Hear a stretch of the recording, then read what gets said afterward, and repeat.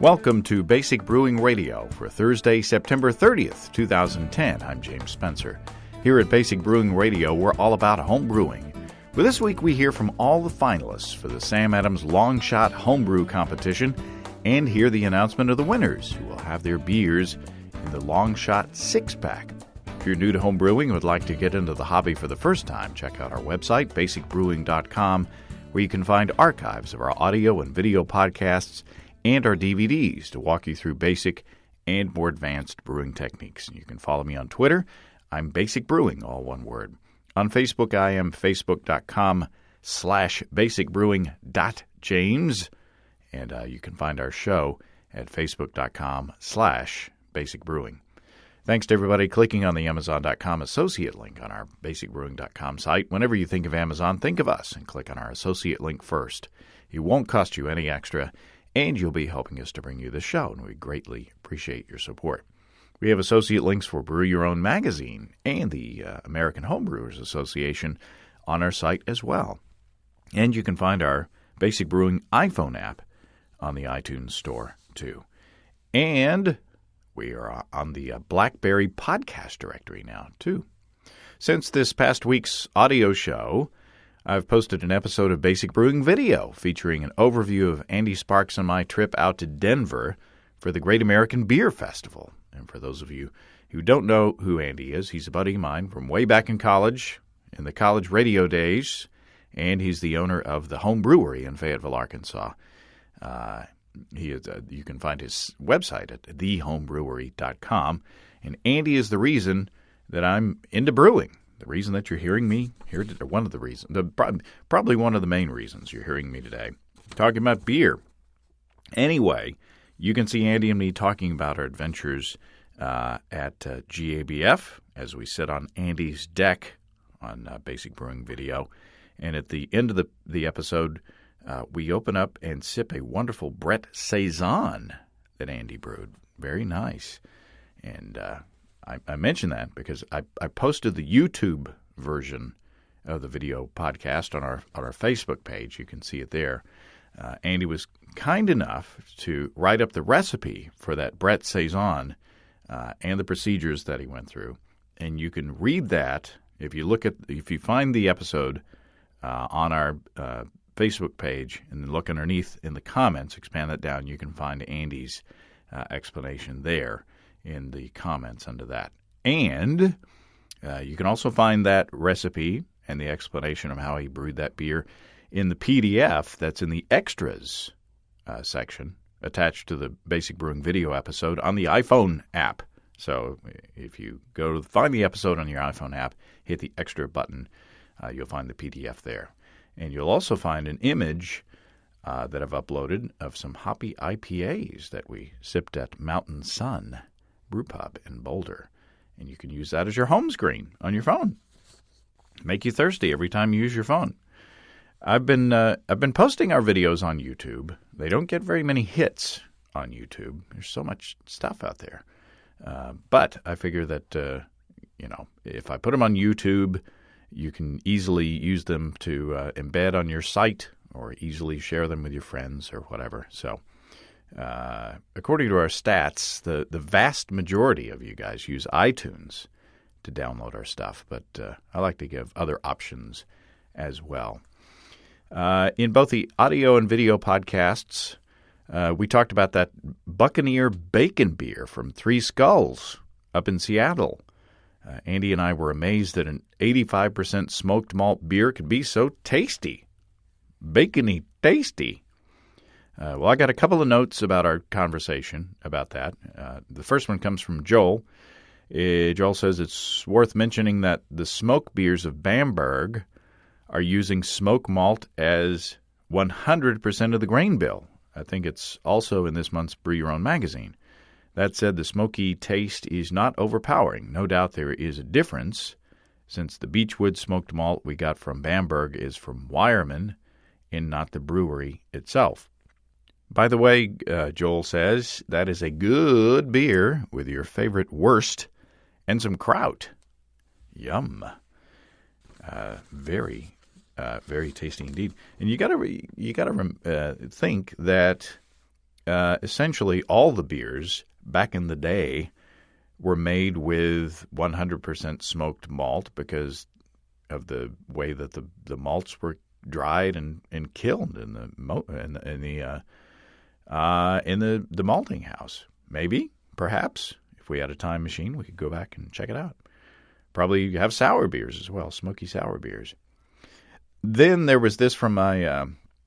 I made a comment that maple would be a good flavor addition to that bacon beer. And this is from Derek in Cedar Rapids. Derek says, for a year or more, I've been intending to make a maple smoked porter.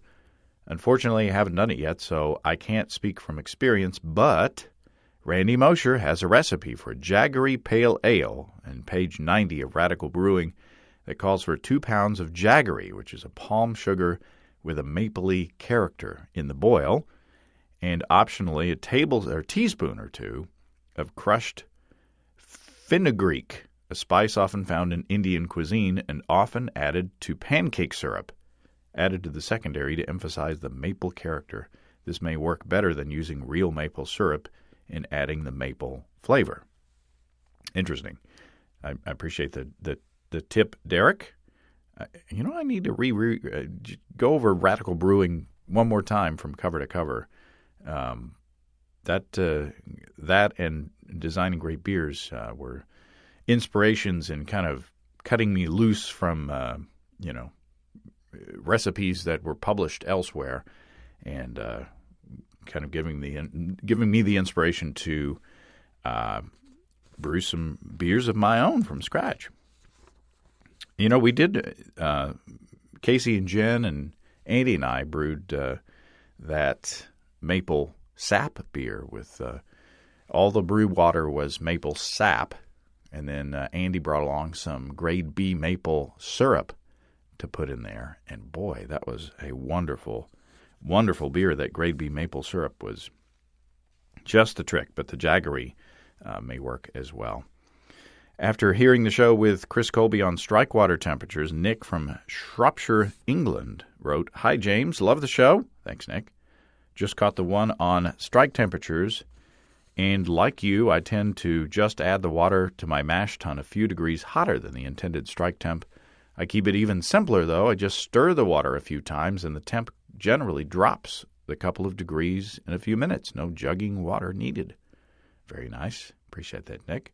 It would work well if you're just a little bit above your target strike water temperature. Stir it about a bit. And on the topic of slaking heat, Fred Johnson from Apex, North Carolina, who you've heard on the show before, writes, I think there is some misinformation floating around there about what is slaking or what slaking heat is. Slaking heat is not generated from the hydrolysis of the starch. It's generated by the dissolution of the starch crystals, crystals in quotation marks. The starch exists as a hydrate in which the heat is stored in its formation by the plant. The breaking apart of these starch hydrate crystals, used loosely, causes the molecules of starch to loose this heat of hydration. This is the source of the so-called slaking heat that occurs during malting. It is instantaneous and does not depend on the slower reaction of hydrolysis of the starch. Hydrolysis of starch may, too, generate some heat, but this is not what one is observing at mash-in. One should be able to observe slaking heat when adding water grains that have no hydrolytic enzyme activity. Thanks, Fred. Appreciate that.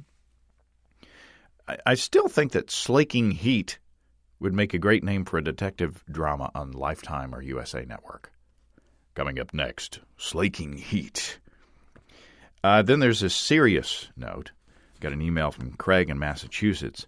He says that Jeff Fuller, a member of Craig's Homebrew Club, has contracted Eastern equine encephalitis, apparently from an infected mosquito. Craig says Jeff has been in a coma for a week, but is showing signs of improvement, which is great news. A raffle has been set up to help with Jeff's expenses, and several great homebrew-related prizes have been donated for that raffle. I read in one of the articles about Jeff that he was a semifinalist in the Sam Adams Longshot competition for an Imperial Black IPA, which sounds very tasty. You can help Jeff out and find more information about his situation at jeffraffle.com. jeffraffle.info, jeffraffle.info, and maybe you could win yourself some prizes, some good homebrew prizes in the process. Good luck to Jeff and his family, and appreciate Craig for passing that on. Let's hope that Jeff is back beside the brew pot brewing some amazing IPAs soon. Speaking of the Longshot competition, let's go back a couple of weeks to the events surrounding the Great American Beer Festival. Each year, the Boston Beer Company holds a homebrew competition to select the beers that will go into the Sam Adams Longshot 6-pack. This year, they tried something different, soliciting beers that will only fit into Category 23, which is a sort of catch-all for beers that don't fit anywhere else in the style guidelines, sort of oddball beers, which I thought was exciting. I've got lined up here a bunch of interviews, a bunch of sound bites. First, you'll hear Jim Cook from Sam Adams. And then you'll hear from the 4 homebrew finalists that don't work for Sam Adams, and then the 3 Sam Adams employees. And finally, you'll hear the results of the competition. Why Category 23? Well, Category 23 allows a brewer to do anything. And one of the things that I've always enjoyed, and I think is really one of the strengths of the homebrewing community, is an anything-goes approach. So we wanted to tap into the creativity of thousands of homebrewers, and we got it. How was the response? We had an enormous range of very, very interesting and mostly delicious beers, so I was really happy. What was the most interesting combination of ingredients that you remember from all the entries? Well, there were a bunch of them, and you have to separate interesting, which can often mean unpleasant, from interesting good.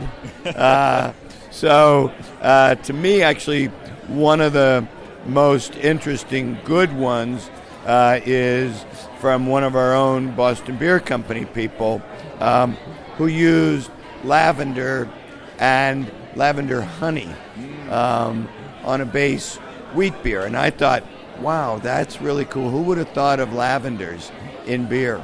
So does it, translating this to a commercial brew, does that set up some challenges for you? I mean, is this, if that beer wins, how much lavender are you going to have to buy?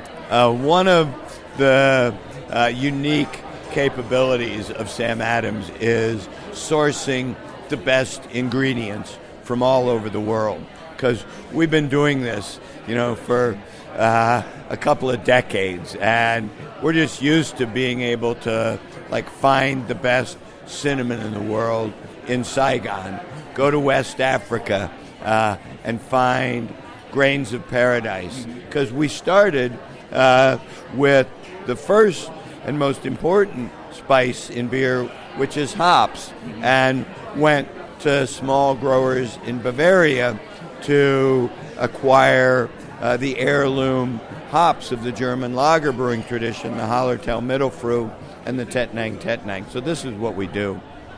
Well, congratulations, and I look forward to seeing the winners. And by the way, my wife's favorite beer is your cherry wheat. So you married well. Take good care of that woman. Those are Traverse City cherries. We actually did a cherry tasting with about a dozen different cherries from all over the world, from Hungary, from Washington State, from Michigan, from Asia.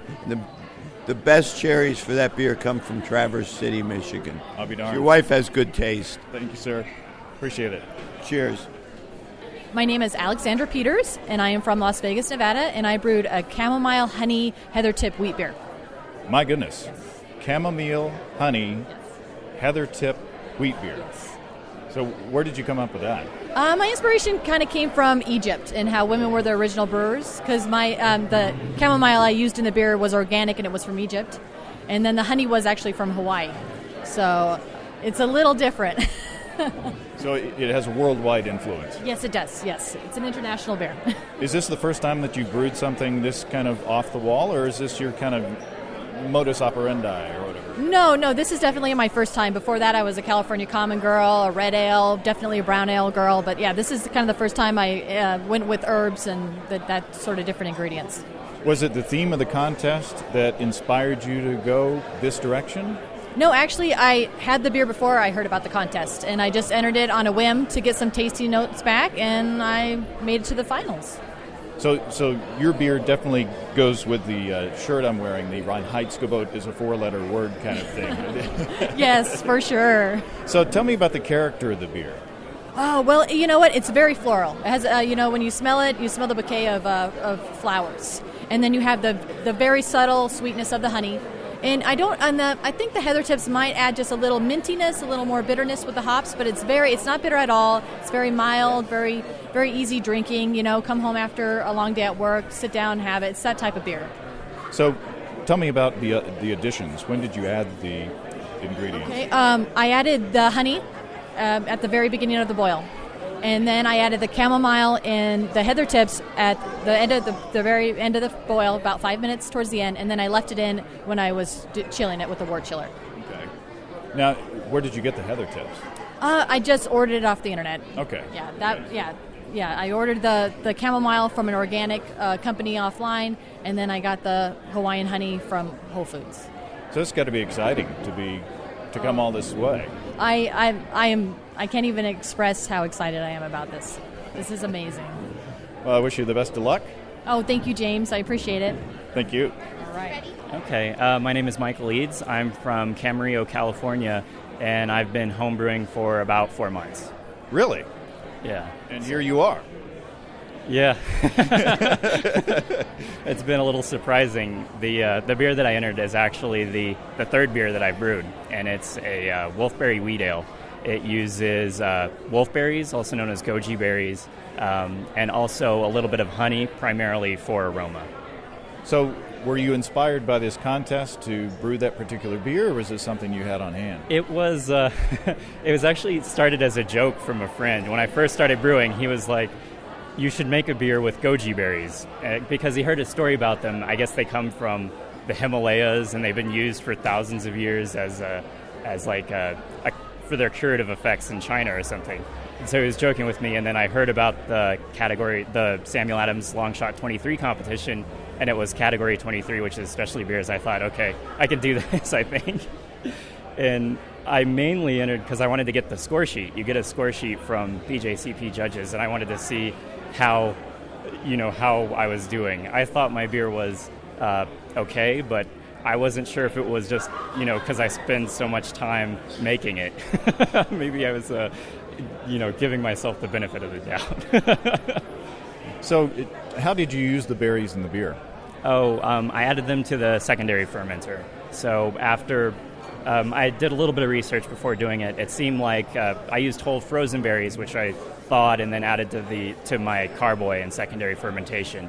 I didn't do anything to sanitize them. They were straight out of the bag, but I was hoping that the alcohol content from primary fermentation would sort of inhibit any sort of nasties from growing, and it worked out, I think. So far, so good, huh? Yeah. How long has it been in the bottle, or have you seen any change in the flavor of the beer over the bottle conditioning time? Yeah, I unfortunately, as a beginning brewer, I actually didn't get very many bottles out of it. I made mistakes both in transferring from the primary to the secondary and from the secondary to the bottling bucket. So I had 26 beers, and I think 7 had to be provided to the competition. I tried to save a few. I think I tried it at about 2 weeks, 3 or 4 weeks, and like 5 weeks. It seemed to peak at about 3 weeks. Maybe, I don't know. It's a wheat ale, so I think it's better to have it a little fresher, I guess. Well, it's interesting. Do you have any other aspirations of entering other contests, or it seems I would hate to think that you'd peak too early here. Yeah. No, I'm hoping this is the first of many. I don't know. I want to get a lot of feedback about my beers and hopefully improve my processes and my own recipes and stuff too. Well, excellent. Are you extract or all grain brewer? I'm currently partial mash, and I'm looking to go all grain. I've been trying to figure out what sort of mash tun, whether I'll just buy a built one or maybe try to put together one on the cheap. I don't know. Unfortunately, I don't have a lot of space. I brew in an apartment, which makes it a little difficult.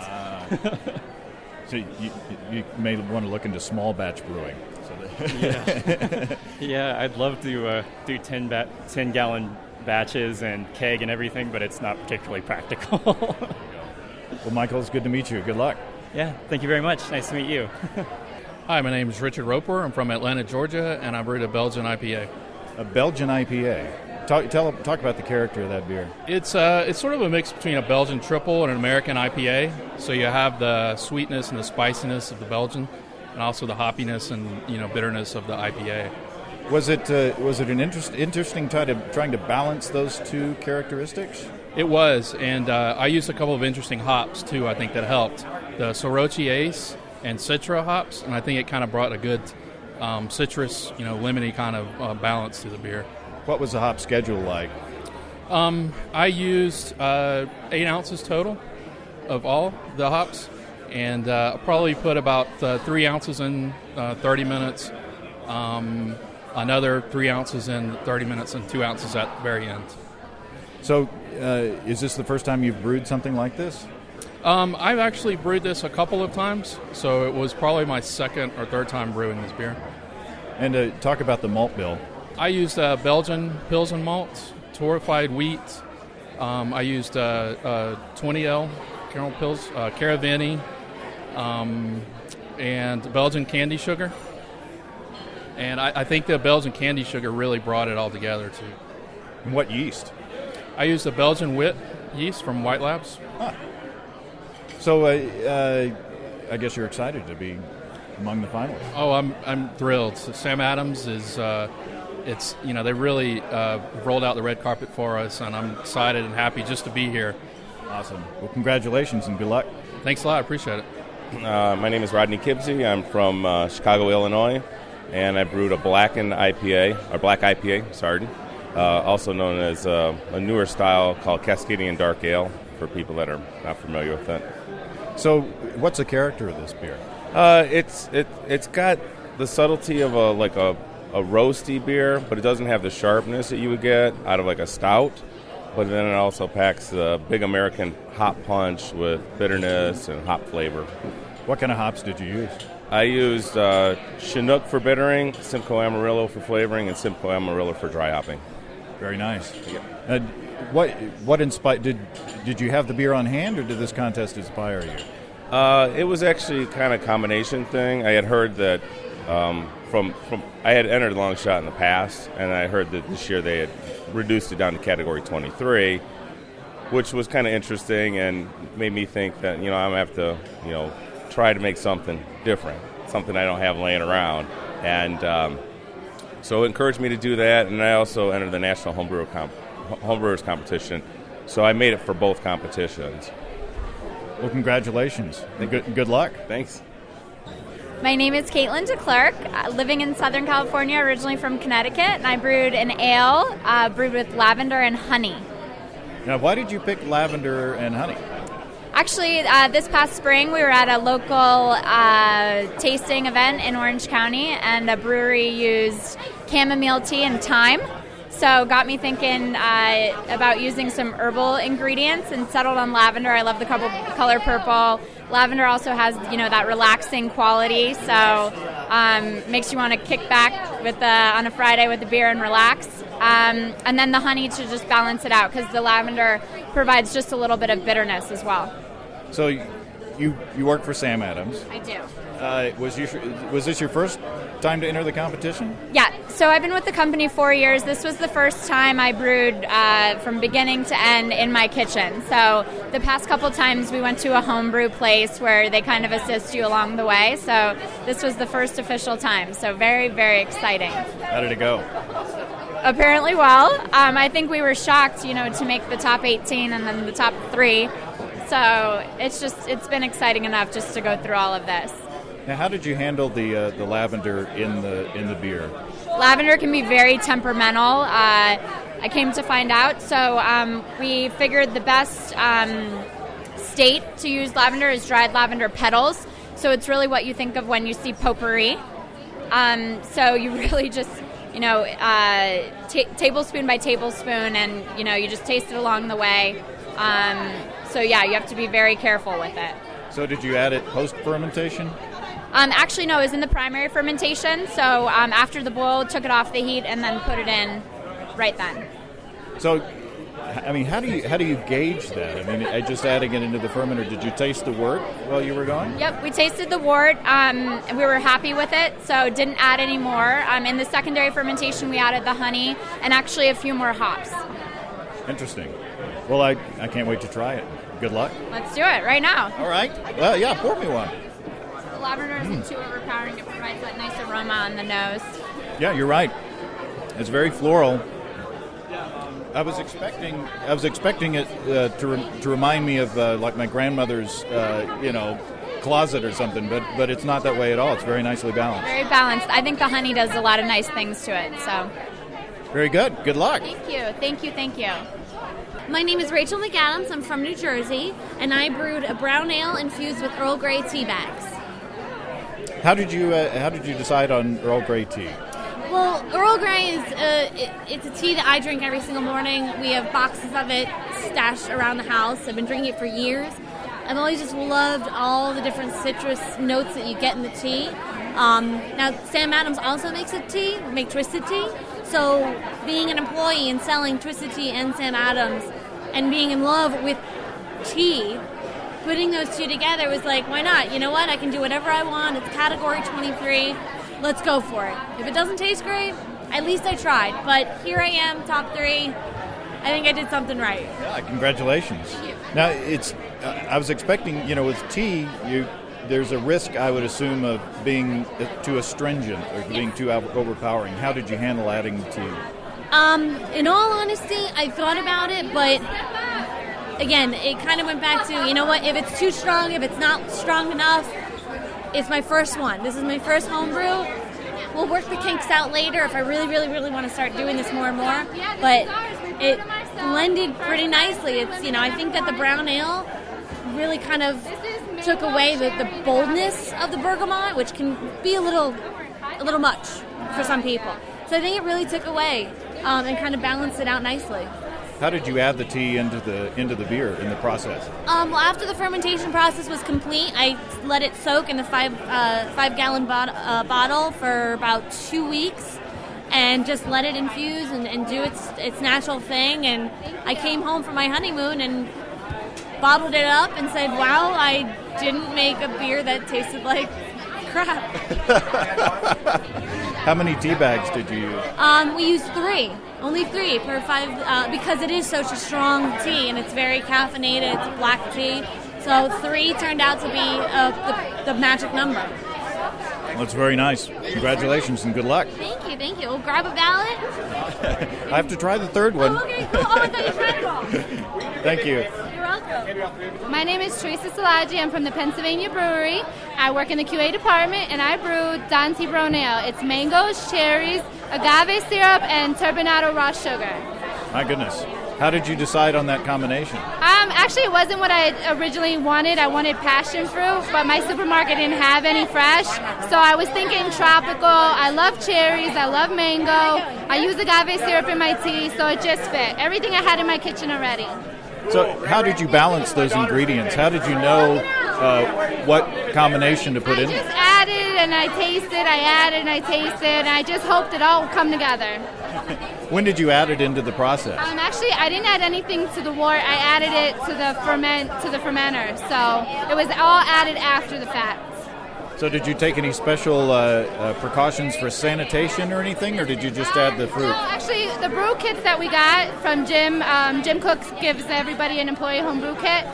They included everything, and I work in the analytical lab, so I knew everything had to be perfectly sanitized. So I took extra care. I made sure everything was nice and clean. It was my very first time. I've never homebrewed before. Never. I love it. Well, awesome. I'm gonna have to try it. Congratulations and good luck. Thank you so much, and I hope you enjoy the beer. Thank you. Thank you. I have to apologize because I'm about to commit a small sin, probably not a mortal sin, which is interrupting your drinking. So I hope the gods of beer many of whom are here today. Forgive me for interrupting your drinking, and probably more importantly, your enjoyment of each other's company. But we do have a couple of announcements to make, and I guess first I just want to thank everybody for coming. This is about the 10th year we've done this, and for us it's a lot of fun, and I think it's probably one of, if not the only time that the community of beer journalists comes together here at the Great American Beer Festival. So thank you all for joining us. The business we're going to take care of is the announcement of the winners, the 3 winners of the Samuel Adams Longshot competition. And I guess I should go back a little bit because here in 2010 we're at the GABF. There's 3,600 beers, 40,000 people, the largest beer tasting in human history. This enormous, extraordinary event, but there are just a few of us who remember the origins and the roots of this event, and those roots are in the homebrewing community.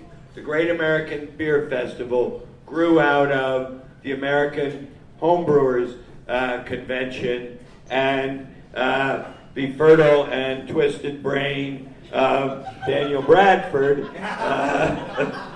who decided that it would be a cool thing to get virtually every American brewery's beer. And at that time, I think the first one was, 82? 83. How many beers? 60 or 70? I think there were 22 beers and 350 people. Wow. And a bit of a correction. It was the fertile and demented brain of Charlie Papazian. Cool. He came back from the Great British Beer Festival and thought, oh, come on. I helped him. All right. So we have the midwife, not the mother.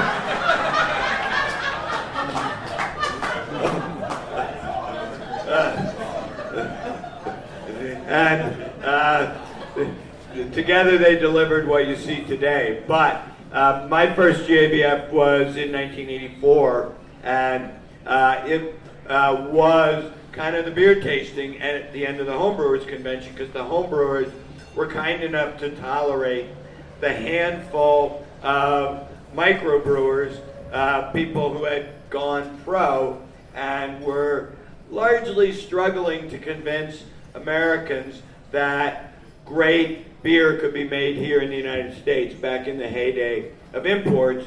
And the homebrewers were the only ones who really understood deeply what we were trying to do.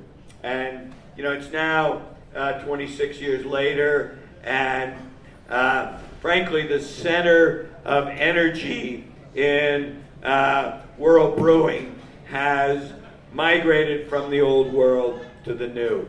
American beer drinkers are starting to realize that English, Belgian, and German brewers know it. They come here to the United States to understand how American craft brewers are creating new beers, innovating, expanding the boundaries of beer, and creating a beer culture in America that is the envy of the world. So this is one tiny little piece of that recognizes and honors the roots of the craft brewing community, which is the energy and creativity of the home brewers. This is something we started in 1995. I won't go through the whole history of it. Basically, we have 2 separate groups. We're going to release a 6-pack of beers called Longshot. It'll be 3 separate beers, 2 of each in that 6-pack. 2 of them are drawn from the larger homebrew community, and the 3rd is drawn from a homebrew community that is very important to me, which is the employees of Boston Beer Company. We are largely a company of brewers.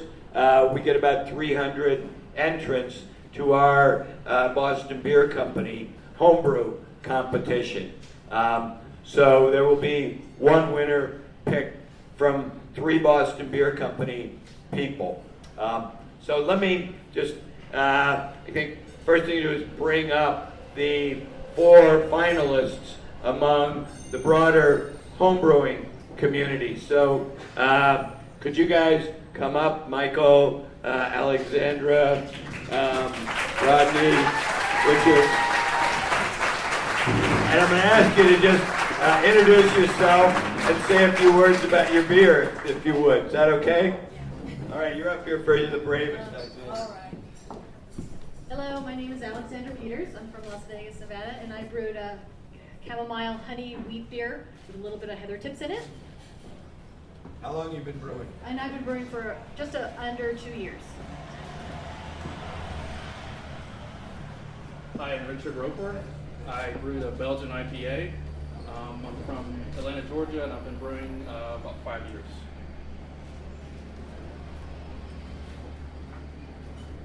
Hi, I'm Michael Eads. I brewed a Wolfberry Wheat Ale, and I've been brewing for about 4 months. Wow.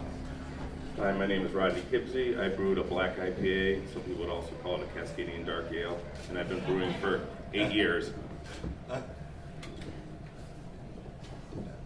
Thank you. I have to be honest. I'm from New England, and I had Greg Noonan's Black Watch 15 years ago. So it might be called Green Mountain IPA. So anyway, that's a little inside. But and so we have 2 winners here, or I guess 2 people whose beers will be in the 6-pack for winners. You all made really awesome beers, and you have proved something that I have always believed, which is that the line between a talented home brewer and a practicing professional brewer is completely arbitrary and imagined. The beers that you guys made would stand out even at the GABF. So I apologize that we have only 2 winners because you all made great beers. And the winners are first Rodney. Again. Congratulations.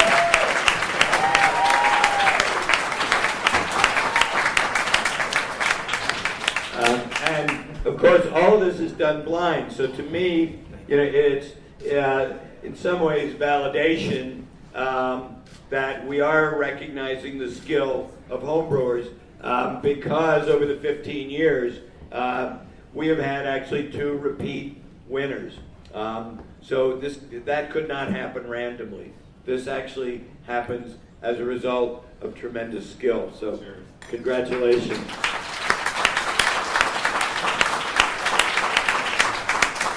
And our second winner is Richard. So congratulations. And I apologize to you guys because you made great beer. So try again. We have had finalists who've come back and won.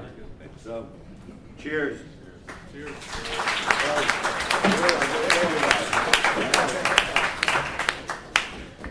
I'm going to now bring up the 3 finalists from the Sam Adams Homebrew competition.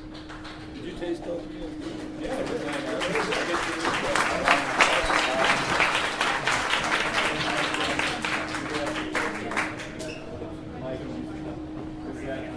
Not an easy decision. Yeah. No, I think we'll move away from that. And we do have several of the judges who helped us pick those beers. John Hall and Tony Porter, I know I've seen here. So thank you guys for helping. And we now have the 3 finalists from Boston Beer Company. Interestingly, all women, and people have asked me about that, and it is done completely blind. We had no idea whose beers we were picking, so I think it's pretty interesting, actually, that of the total of 7 finalists, 4 were women. And you know, as a man, I'm trying to rationalize that. So all I can think of is, you know, this year we did the contest a little differently. In the past, we've said brew whatever you want. We'll judge everything according to style, which is kind of a boring way to judge things, frankly. It's like judging a dog show. You know, it's like you see this stupid-looking dog, but it's, you know, what a Shih Tzu is supposed to look like, so you have to give it a medal. So, but anyway,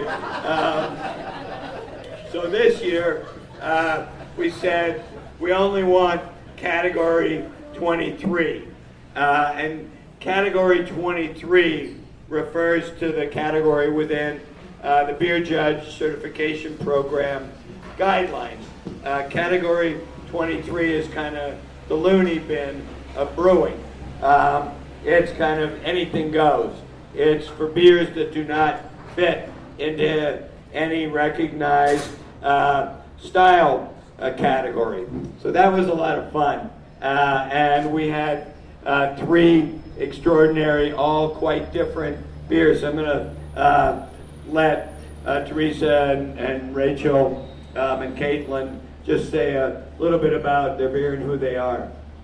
Hello, I'm Caitlin DeClerc. I work in Southern California, and I brewed an ale brewed with lavender and honey. And I'm Rachel McAdams, and I work in Central New Jersey, and I made a brown ale infused with Earl Grey tea.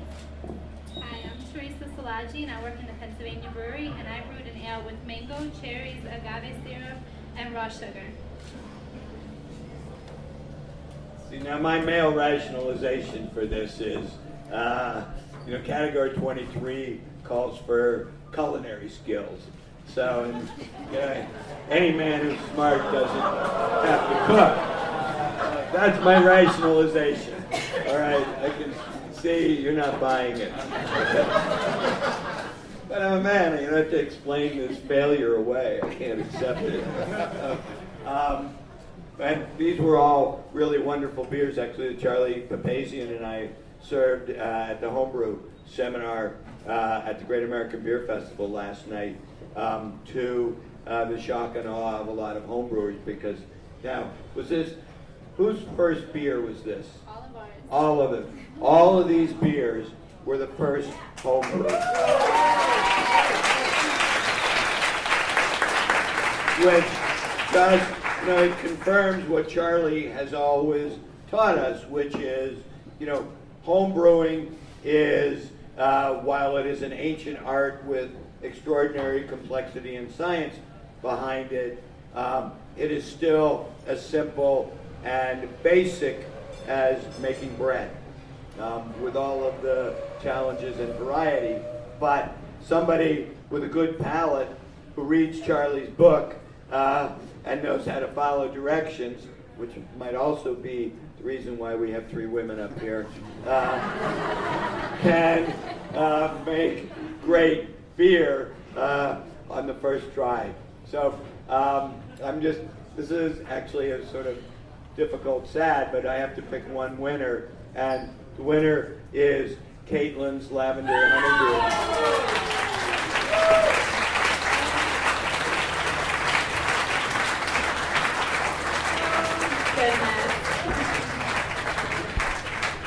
I'm speechless. This is like the Oscars without a dress, or a fancy dress.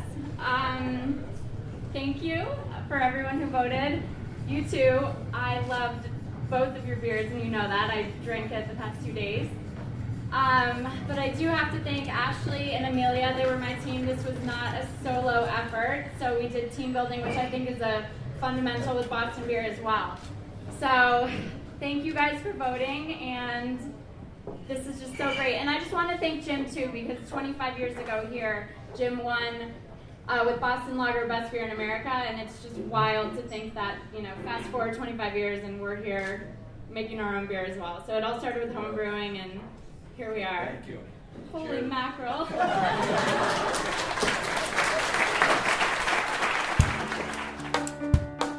What a fun event and a wonderful achievement just to be in the room as a finalist. I have to give a special shout out to Alexandra Peters, who sent me a very kind note after we met at the event.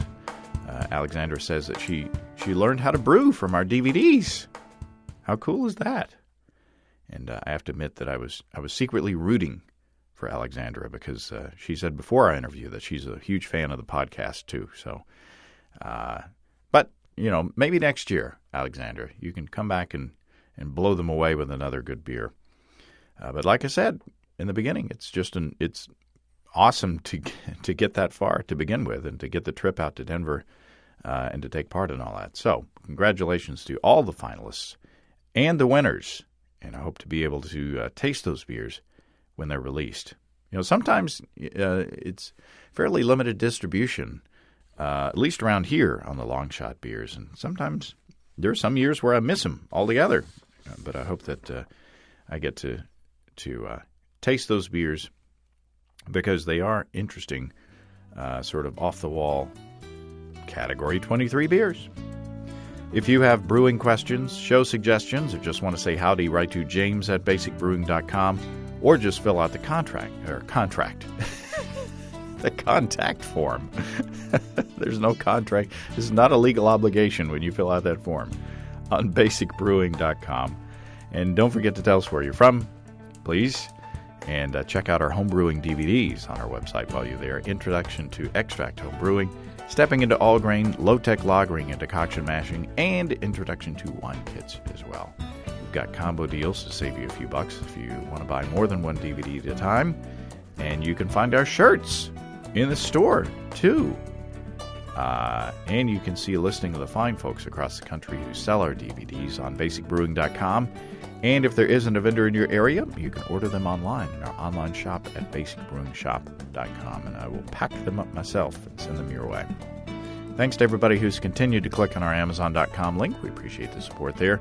Our featured products this week that were purchased through the link are Crust and Crumb, master formulas for serious bread makers. And No More Bricks, successful whole grain bread made quick and easy. Thanks again, everybody. Remember, I can't tell who bought what, so no worries there. Just click on the Amazon.com logo on our site the next time you feel like Amazon shopping. We appreciate your support greatly. And you can also find the associate links to the American Homebrewers Association and Brew Your Own magazine on our site as well. That's all until next time. Until then, thanks for listening, everybody. I'm James Spencer. Production help for Basic Brewing Radio and our website is provided by Kelly Dotson. Basic Brewing Radio is a production of Active Voicing. We'll talk to you next time, everybody. So long.